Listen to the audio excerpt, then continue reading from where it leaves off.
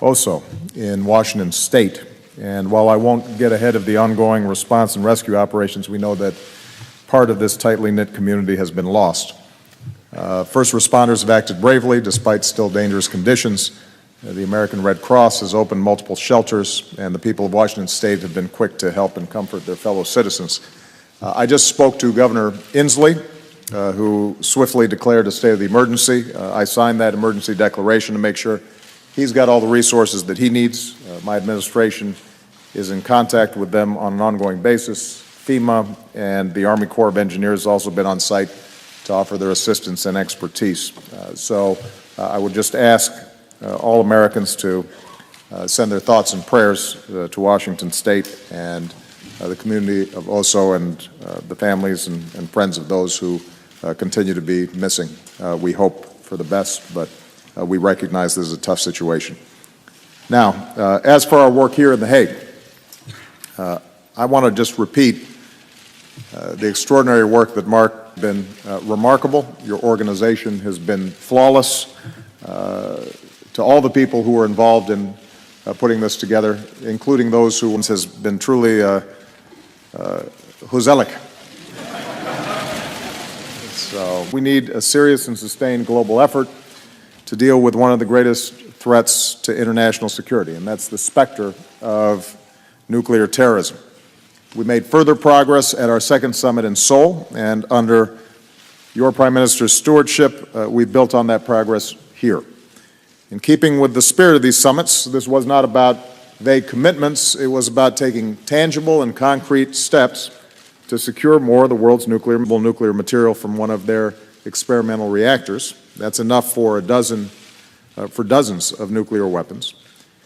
Dozens of other nations have agreed to take specific steps towards improving nuclear security in their own countries and to support our global efforts.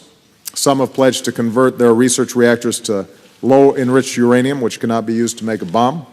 We've set new goals for implementing our nuclear security measures, including sharing more information to show that we're all living up to our commitments. I've made it clear that the United States will continue to do our part as well. Our nuclear regulator will develop new guidelines to strengthen cybersecurity at our nuclear power plants, and we've pledged to pursue the production of a key medical isotope used to treat illnesses like cancer without relying on weapons-usable material. We're also going to work with our partners around the world to install more radiation detection equipment at ports and transit sites in order to combat nuclear smuggling. And all of this builds on our previous efforts. 12 countries and 24 nuclear facilities around the world have now rid themselves entirely of highly enriched uranium and plutonium. Dozens of nations have boosted security at their nuclear storage sites or built their own counter-smuggling teams or created new centers to improve nuclear security and training. The International Atomic Energy Agency, or the IAEA, is now stronger, and more countries have ratified the treaties and international partnerships at the heart of our efforts. So we've seen a fundamental shift in our approach to nuclear security. But as Mark indicated, we still have a lot more work to do to remove all its highly enriched uranium from its nuclear fuel sites. Had that not happened, those dangerous nuclear materials would still be there now. And the difficult situation we're dealing with in Ukraine today would involve yet another level of concern. So it's a vivid reminder that the more of this material we can secure, the safer all of our countries will be. We've made progress. We've got more to do. We're going to continue our work, and I look forward to hosting the 4th Nuclear Security Summit in the United States in 2 years. So thank you again.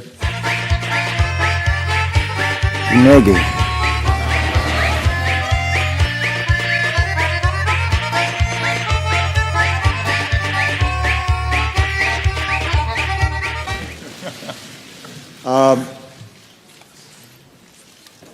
With respect to President Putin's motivation, I think there's been a lot of speculation. I'm less interested in motivation and more interested in the facts and the principles that not only the United States but the entire international community are looking to uphold. I don't think that any of us have been under any illusion that Russia has been very interested in controlling what happens to Ukraine. That's not new. That's been the case for years now. But what we have said consistently throughout this process is that it is up to the Ukrainian people to make their own decisions about how they are going to have a relationship to Russia. There is a strong historic bond between the two countries. But that does not justify Russia encroaching on Ukraine's territorial integrity or sovereignty. That's exactly what's happened. And I said very early on that should Russia do so, there would be consequences. And working with our European partners and our international partners, we have put a referendum sloppily organized over the course of 2 weeks would somehow justify the breaking off of Crimea and the annexation by Russia. That somehow that would be a valid process, I think the overwhelming majority of the world rejects. But we are also concerned about further encroachment by Russia into Ukraine.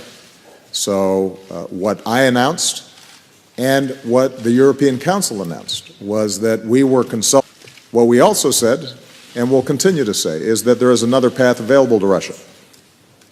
The Ukrainian government has said it is prepared to negotiate with Russia, that it is prepared to recognize its international obligations. And the international community has been supportive of a diplomatic process that would allow a de-escalation of tensions, a moving back of Russian troops from Ukraine's borders, and rapidly organized elections that allow the Ukrainian people to choose their leadership. And my expectation is that if the Ukrainian people are allowed to make their own decisions, their decision will be that they want to have a relationship with Europe and they want to have a relationship with Russia, and that this is not a zero-sum game. And I think that Prime Minister Yatsenyuk and the current government have shown remarkable restraint and are prepared to go down that diplomatic path. It is now up to Russia to act responsibly and show itself to be once again willing to abide by international rules and international norms. And if it chooses to do so, I think that there can be a better outcome. If it fails to do so, there will be additional costs, and those will have some disruptive effect to the global economy, but they'll have the greatest impact on Russia. So I think that will be a bad choice for President Putin to make, but ultimately he's the president of Russia, and he's the one who's going to be making that decision. He just has to understand that there's a choice to be made here.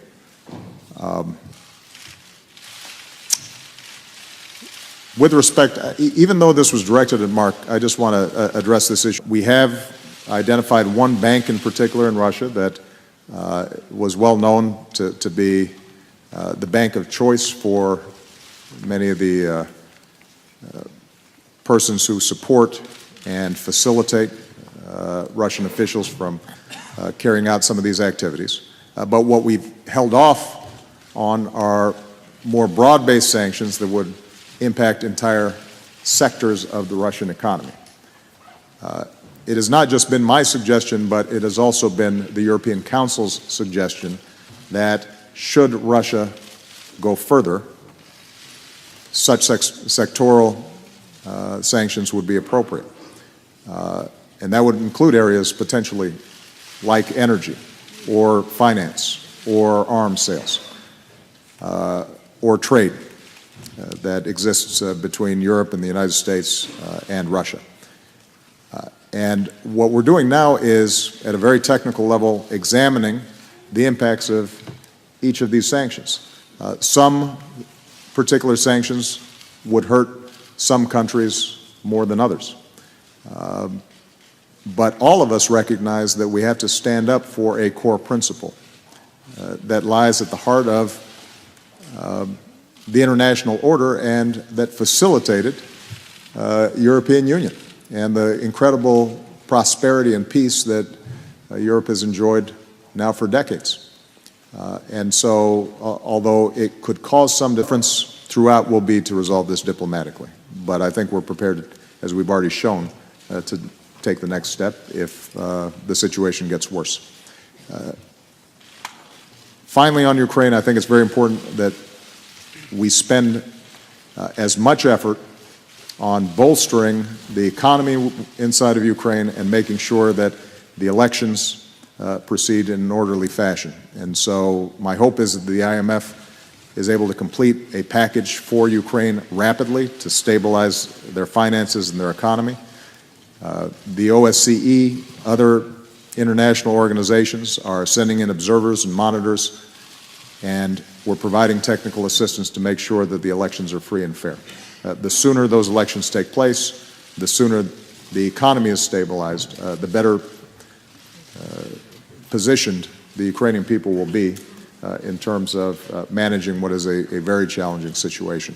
With respect to the NSA, and I'll be just brief on this, I said several months ago that I was assigning our various agencies and the IC, the intelligence community, to bring me new options with respect to the telephone database program.